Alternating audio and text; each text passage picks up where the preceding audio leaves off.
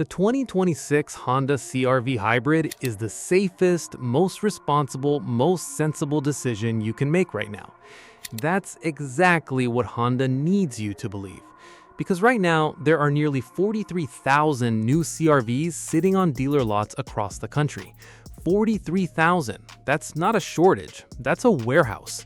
And the average one is moving in about 20 days, which sounds fast until you understand what dealers are doing behind the scenes to make that happen. They're cutting, quietly, up to 5.4% off MSRP on the Sport Touring trim, a car they were asking full price for 6 months ago. And yet, walk into a dealership today and watch how fast they pivot to urgency. This trim is flying. We've got people looking at this one. 43,000 units nationwide, but somehow the one you want is about to disappear. That's the trick. So before you hand over the down payment on 72 months of regret, watch this first. Here's the pitch Honda's been running for 2 years. Gas prices are unpredictable. Families need space.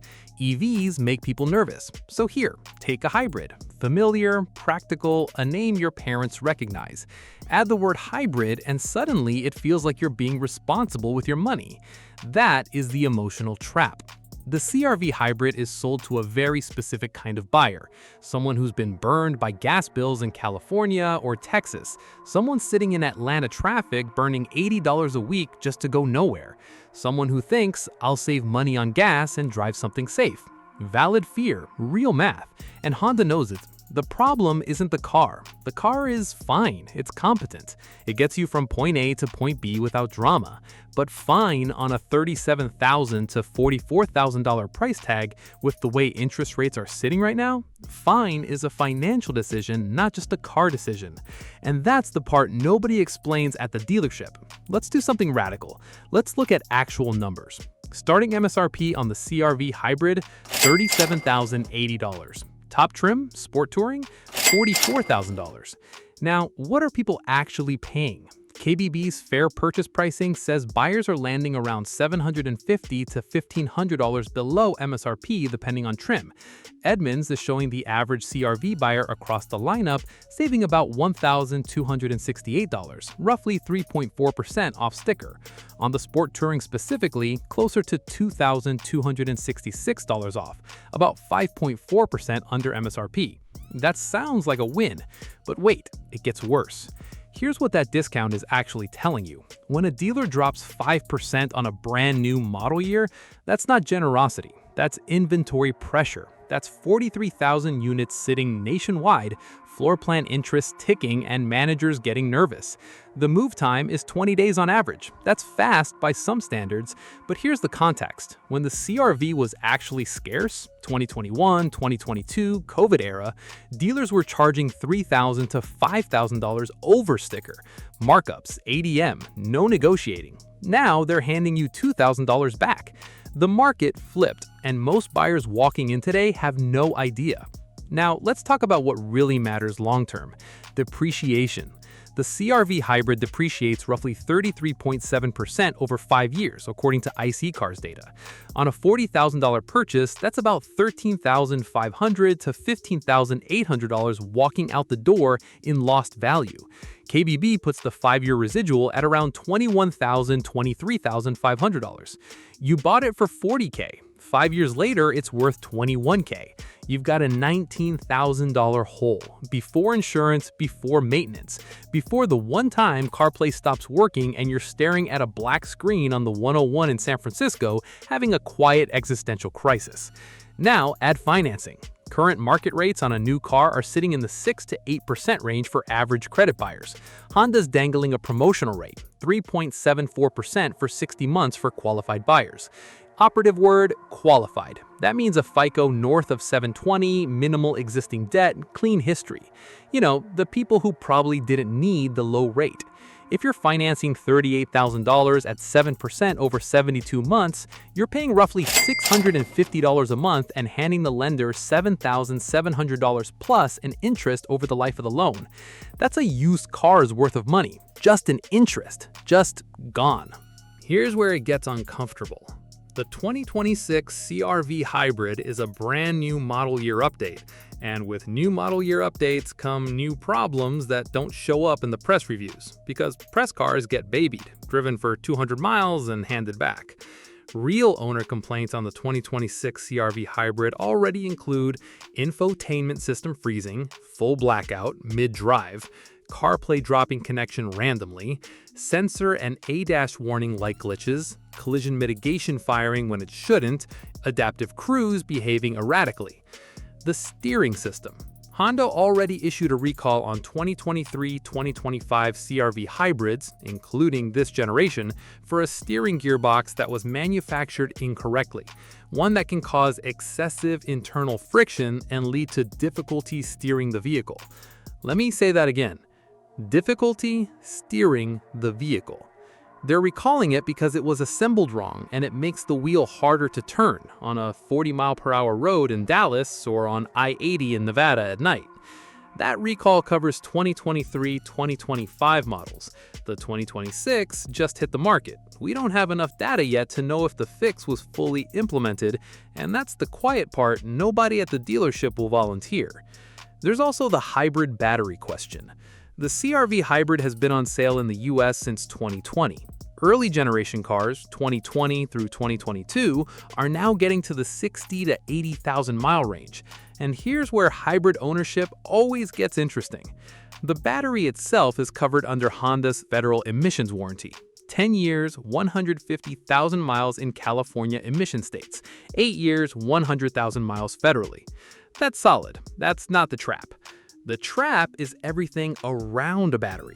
The auxiliary 12-volt battery that these hybrids also run, the inverter, the DC to DC converter, the hybrid-specific cooling system. None of those are cheap. None of those are covered once you're past the bumper-to-bumper warranty window. The 5-year estimated repair cost on a CR-V hybrid sits around $1,815 according to KBB.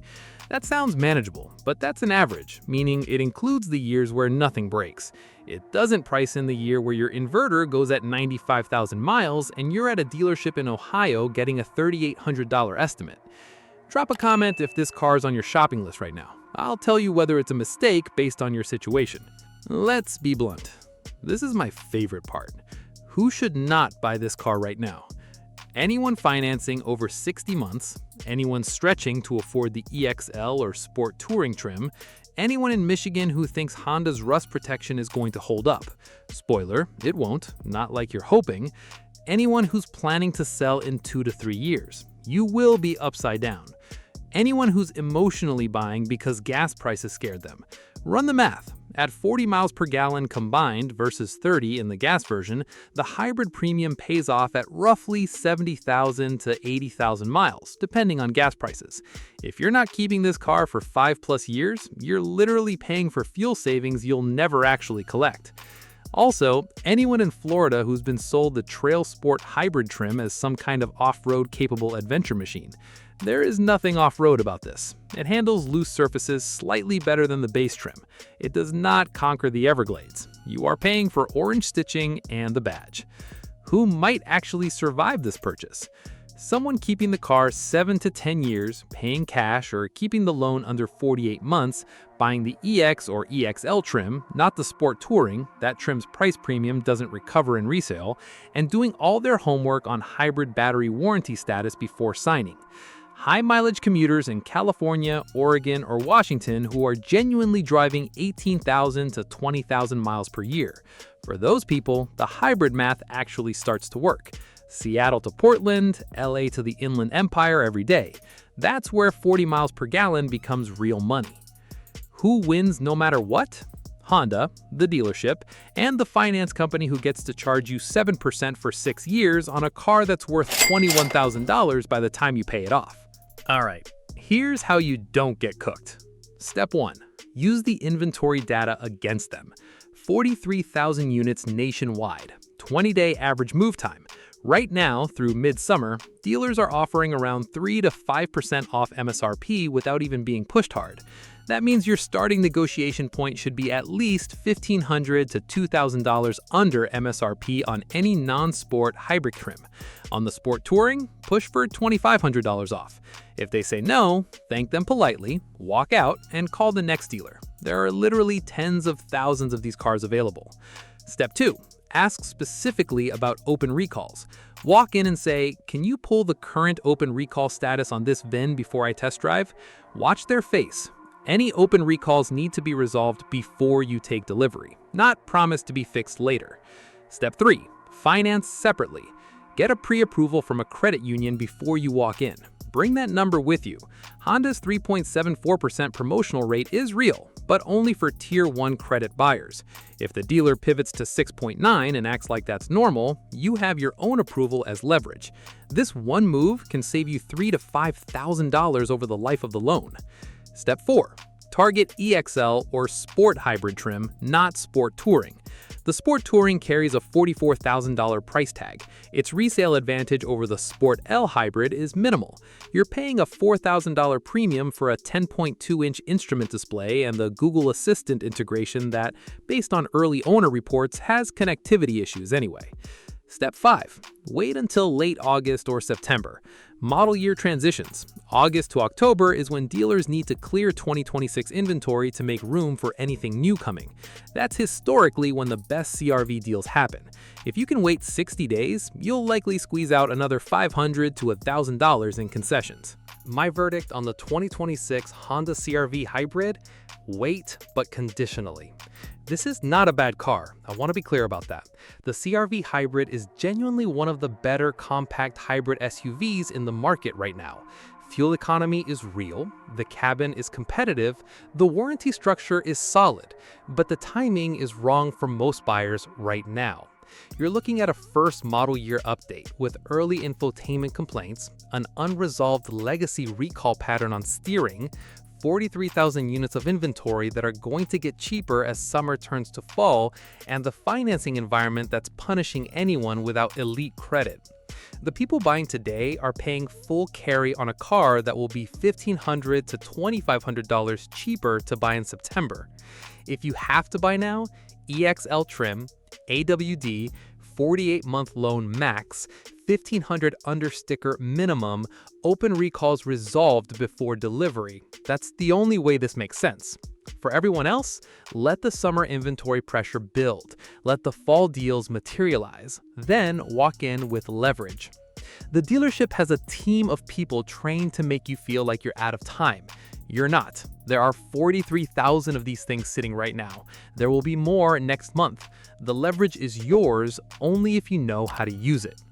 Subscribe if you want market reality, not dealership fairy tales. And if you're still shopping, drop your situation in the comments. Budget, trade-in, trim you're looking at. I'll tell you whether the math actually works for you.